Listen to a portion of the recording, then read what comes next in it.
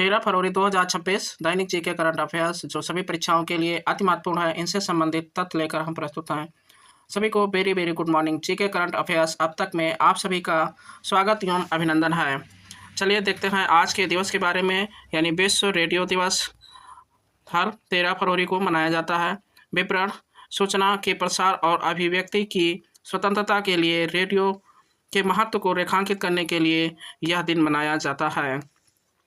इतना ही नहीं, world radio day हर साल 13 फरवरी को संचार के एक माध्यम के तौर पे रेडियो की ज़रूरत और सूचना व संदेश देने, मनोरंजन करने और बातचीत को बढ़ावा देने का इसके महत्व को पहचानने के लिए यह माध्यम अपनाया गया।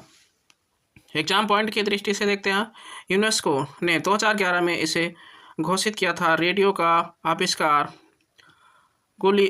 गुलियोल्मो मार्कोनी ने किया था। आज ही के दिन यानी राष्ट्रीय महिला दिवस भी है, जो हर 13 फरवरी को मनाया जाता है।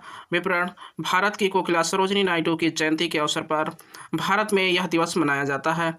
अंतर्राष्ट्रीय महिला दिवस 8 मार्च को मनाया जाता है। भारत में राष्ट्रीय महिला दिवस यानी हर साल 13 फरवरी को महान स्वतंत्रता सेनानी और कवयित्री सरोजिनी नायडू की जयंती के अवसर पर मनाया जाता है। यह दिवस महिलाओं की सामाजिक, आर्थिक, सांस्कृतिक और राजनीतिक उपलब्धियों का जश्न मनाने के लिए मनाया जाता है। चलिए आगे देखते हैं इतिहास से जुड़े कुछ ऐतिहासिक तथ्य। यानी 1879 सरोजिनी नायडू का जन्म, यानी 1879 में सरोजिनी नायडू का जन्म हुआ था, जो स्वतंत्रता सेनानी और भारतीय राष्ट्रीय कांग्रेस की पहली भारतीय महिला अध्यक्ष सरोजिनी नायडू का जन्म आज ही के दिन हुआ था। वह किसी राज्य की पहली महिला राज्यपाल यानी यूपी की पहली महिला राज्यपाल थी। यानी 13 फरवरी 1879 को हैदराबाद में सरोजिनी नायडू का जन्म हुआ था। इनका पूरा नाम सरोजिनी चट्टोपाध्याय था। 12 साल की उम्र में मद्रास विश्वविद्यालय की मैट्रिक परीक्षा में टॉप किया था और आज उनकी 147वीं जयंती है। 1931 नई दिल्ली आधिकारिक राजधानी बनी। आज ही के दिन लॉर्ड्स इरविन ने आधिकारिक तौर पर दिल्ली को भारत की राजधानी के रूप में उद्घाटित किया था। इससे पहले भारत की राजधानी कलकत्ता हुआ करती थी। बाद में नई दिल्ली का खाका प्रसिद्ध ब्रिटिश वास्तुकार एडविन लुटियंस और हर्बर्ट बेकर ने तैयार किया था। और आज का संयोग ऐसा ही है कि सरोजिनी नायडू की जयंती और दिल्ली की स्थापना दिवस दोनों का गौरवशाली इतिहास का एक साथ मनाया जाता है। चलिए देखते हैं विश्व की तरफ। और 1601 ईस्ट इंडिया कंपनी का पहला अभियान। इंग्लैंड से ईस्ट इंडिया कंपनी का पहला समुद्री अभियान लॉर्ड लैंकेस्टर के नेतृत्व में हुआ था। यानी इतिहास में देखा जाए, यानी यह जानकारी भी इतिहास की कड़ियों की बखूबी जोड़ती है। 13 फरवरी 1601 को ही ब्रिटिश ईस्ट इंडिया कंपनी का पहला व्यापारिक अभियान लंदन से रवाना हुआ था, जिसकी कमान जेम्स लैंडस्टर के हाथों में थी। यह अभियान ही वह नींव बना जिसके जरिए आगे चलकर अंग्रेज़ों ने पूरे दक्षिण पूर्वी एशिया में अपना आधिपत्य जमाया, यानी भारत पर अपना प्रभाव भी जमाया। 1945 ड्रेसडेन बमबारी। द्वितीय विश्व युद्ध के दौरान मित्र देशों की वायुसेना ने जर्मनी के ड्रेसडेन शहर पर भारी बमबारी की थी। यानी इतिहास की यह घटना वाकई बहुत हृदय विदारक था। बमबारी की शुरुआत 13 फरवरी की रात में ब्रिटिश रॉयल एयरफोर्स के लगभग 800 विमानों ने की थी। गिराए गए हजारों टन आग लगने वाले बम्बों के कारण शहर में एक भयंकर फायर स्टॉर्म पैदा हो गया, जिससे पूरे शहर को राख में बदल दिया। इस हमले में लगभग 25,000 लोग मारे गए और वो ज़्यादातर आम नागरिक ही थे। चलिए देखते हैं ज्योग्राफी की तरफ, वर्ल्ड ज्योग्राफी की तरफ। कर्क रेखा के बारे में कुछ अध्ययन करते हैं। मकर रेखा के बाद आइए हम जानते हैं कर्क रेखा से जुड़े परीक्षा उपयोगी तथ्य। तो स्थिति या उत्तरी गोलार्ध में 23.5 डिग्री पर स्थित है। गुजरने वाले महाद्वीप यह 3 महाद्वीपों से होकर गुजरती है। अमेरिका, अफ्रीका और एशिया महाद्वीप से होकर गुजरती है। भारत में कर्क रेखा या भारत के लगभग बीच से गुजरती है और 8 राज्य जैसे गुजरात, राजस्थान, मध्य प्रदेश, छत्तीसगढ़, झारखंड, पश्चिम बंगाल, त्रिपुरा और मिजोरम से होकर जाती है। विशेष नदी भारत की माही नदी कर्क रेखा को 2 बार काटती है।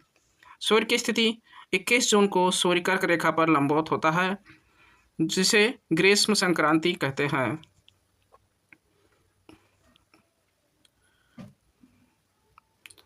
चलिए चलते हैं विज्ञान की तरफ, थोड़ा सा देखते हैं। रेडियो तरंगे प्रकृति या चुंबकीय विद्युत चुंबकीय तरंगे है। इसका उपयोग संचार, रेडियो प्रसार और रडार में किया जाता है। इसकी तरंग दैर्ध्य लगभग सबसे लंबी होती है। प्रमुख गैसें नाइट्रोजन के बारे में देखते हैं। उपस्थिति वायुमंडल में नाइट्रोजन सबसे अधिक मात्रा में पाई जाती है, लगभग 78%। विशेषता यह आग को नियंत्रित करने में सहायक है और पौधों के लिए अनिवार्य पोषक तत्व चिप्स के पैकेट में नाइट्रोजन गैस ही भरी जाती है। मानव कंकाल से संबंधित देखते हैं तंत्र, यानी कुल हड्डियां। वैश्य मनुष्य में 206 हड्डियां होती है। सबसे छोटी हड्डी कान की हड्डी होती है, जिसे स्टेपिस कहते हैं।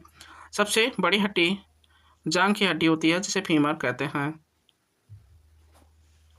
आइए जानते हैं सरोजिनी नायडू के बारे में कुछ फन फैक्ट्स, यानी क्या आप जानते हैं सरोजिनी नायडू केवल राजनीतिज्ञ ही नहीं बल्कि एक बेहतरीन कवयित्री भी थी। उनकी कविताओं के कारण ही उन्हें नाइटिंगेल ऑफ इंडिया या भारत की कोकिला कहा जाता है। आइए चलते हैं इन सभी से जुड़े 10 महत्वपूर्ण प्रश्नों की ओर और इनके प्रश्न के उत्तर देने का प्रयत्न करेंगे। पहला क्वेश्चन, भारत में राष्ट्रीय महिला दिवस किसकी जयंती पर मनाया जाता है? Option A Indira Gandhi, option B Sarojini Naidu, option C Sushmita Sen, option D Lakshmibai. तो राइट आंसर ऑप्शन बी यानी सरोजिनी नायडू की जयंती के उपलक्ष्य में मनाया जाता है। अगला क्वेश्चन देखते हैं, कर्क रेखा का अक्षांशीय मान क्या है? Option A 23.5 degree south, option B 0 degree, option C 23.5 degree north, option D 66.5 degree north. तो तीसरे का राइट आंसर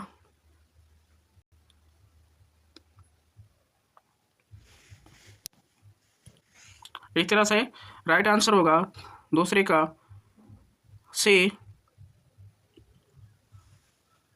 यानी 23.5 डिग्री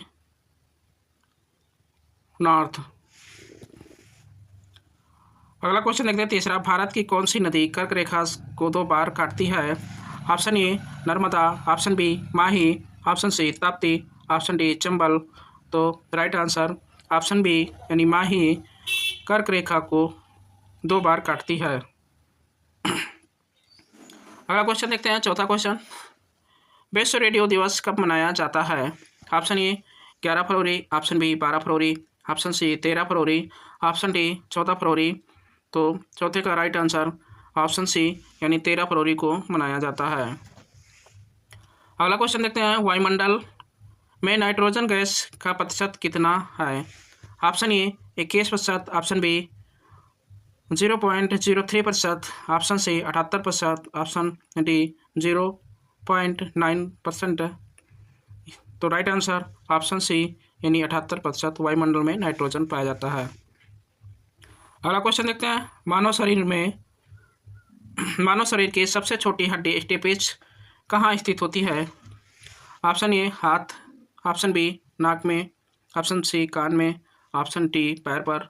तो राइट आंसर छठे का ऑप्शन सी यानी कान में सबसे छोटी हड्डी पाई जाती है जिसे स्टेपेज कहते हैं। अगला क्वेश्चन देखते हैं, कर्क रेखा भारत के कितने राज्यों से होकर जाती है? Option A 5, option B 7, option C 8, option D 10। तो राइट आंसर ऑप्शन सी यानी कर्क रेखा भारत के कितने राज्यों से होकर जाती है? तो 7वें का राइट आंसर ऑप्शन सी यानी 8 राज्यों से होकर जाती है। अगला क्वेश्चन देखते हैं, किसी भी भारतीय राज्य की पहली महिला राज्यपाल कौन थी? Option A Sucheta Kripalani, option B Sarojini Naidu, option C Vijayalakshmi Pandit, option D Padmaja Naidu. तो राइट आंसर ऑप्शन बी यानी सरोजिनी नायडू पहली महिला राज्यपाल थी। अगला क्वेश्चन देखते हैं, रेडियो का आविष्कार किसने किया था? Option A Thomas Edison, option B Graham Bell, option C G Marconi, option D जे.एल.